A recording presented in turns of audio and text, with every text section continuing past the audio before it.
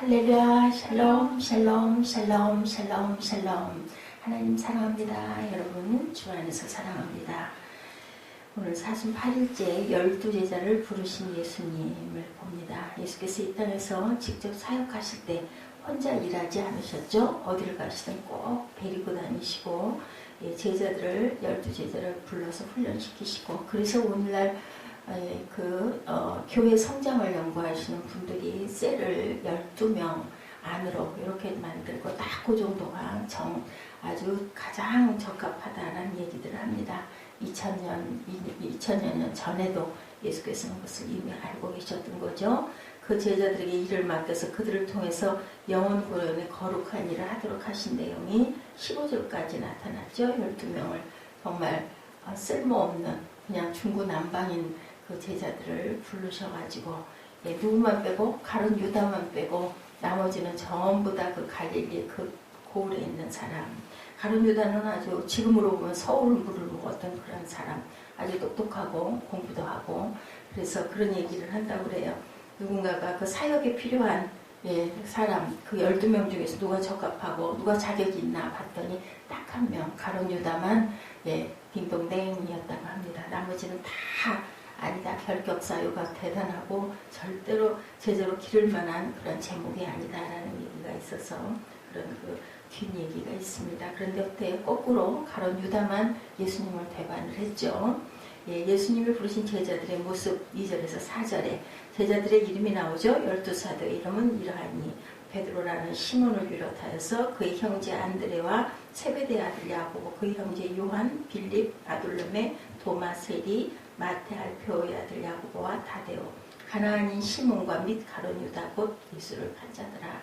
이들의 출신 지역을 보면 가룟 유다만 빼고 전부 다 시골 갈릴리 아주 어촌, 가나안 어촌 출신입니다. 이스라엘 나라의 가장 북쪽 지방으로 천대받던 지역이고, 가룟 유다는 수도에 가까운 헤브론 남부 지방의 출신이었다.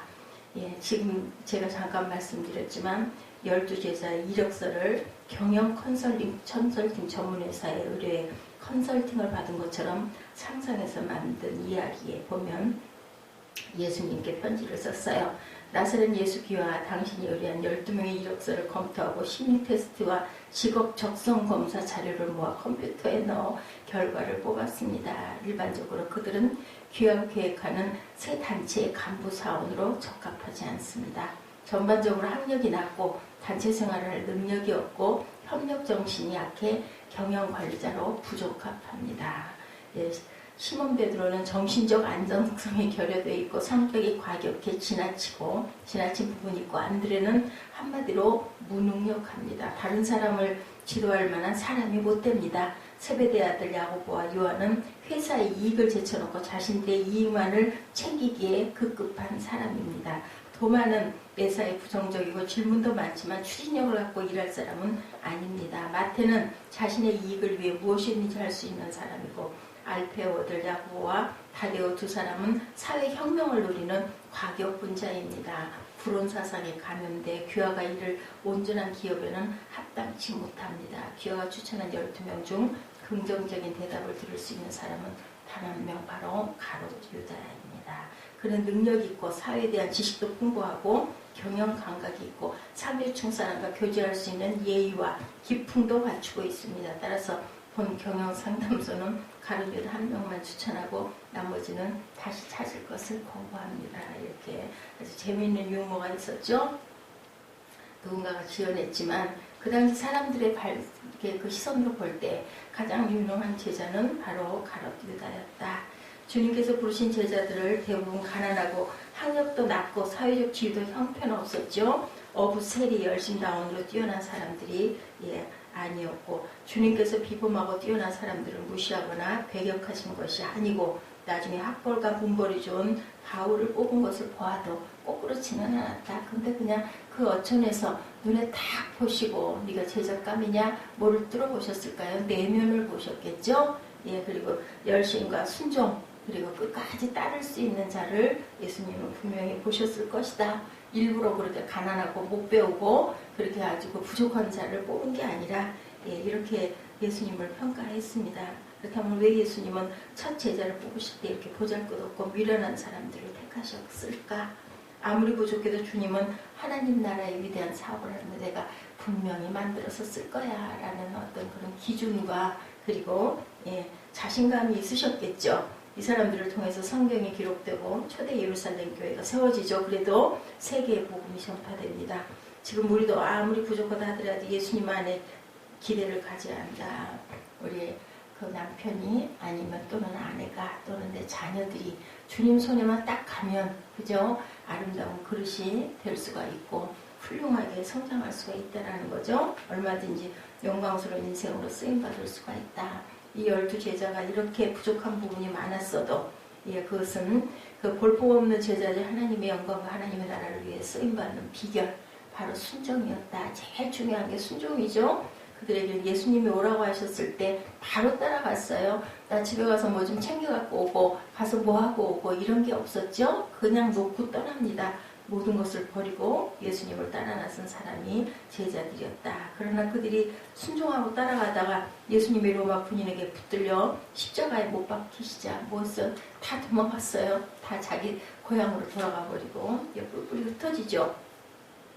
이들의 무기력을 해결하는 것은 마가다락방에서 받은 성령 충만 그거였다. 성령이 임하셨을 때 성령 충만을 받으면 그들은 죽기까지 충성하는 강인한 제자가 되죠. 그러므로 볼품없는 제자들이 하나님의 영광을 위해 쓰임받는 비결은 순종과 성령 충만 딱 두 가지라는 겁니다. 오늘도 마찬가지죠. 주님 말씀하실 때 순종할 수 있다면 그리고 하나님의 영이신 성령으로 충만하게 무장할 수 있다면 우리는 무엇도 할 수가 있는 거죠. 우리의 생애는 주님의 제자다운 제자로 존귀한 인생으로 쓰임받게 될 거다.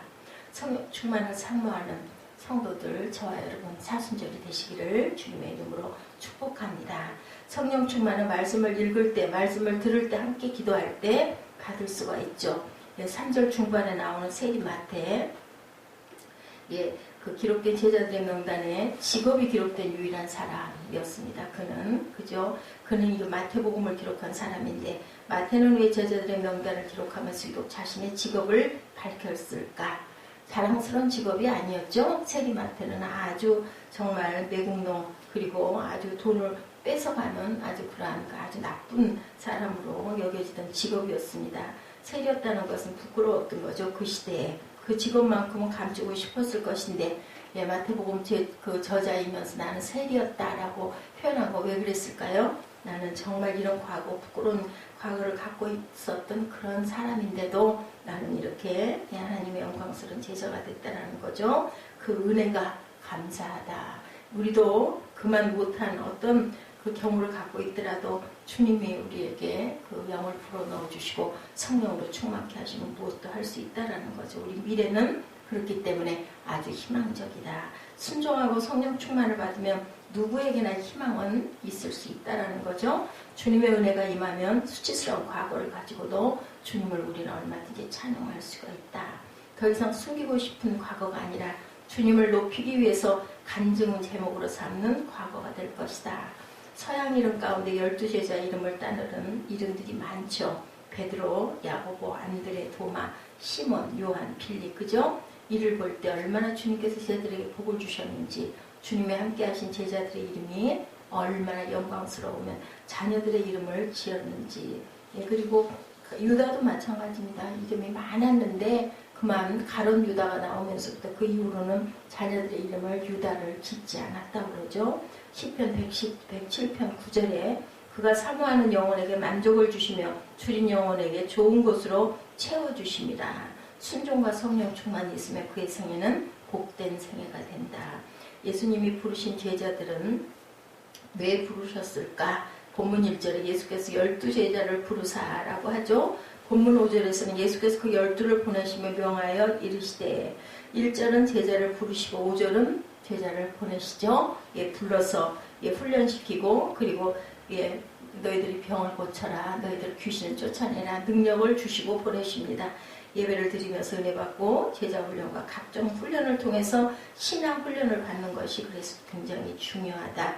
근데 거기서 멈춰서는 안 된다. 세상을 향해서 우리는 나가야 된다.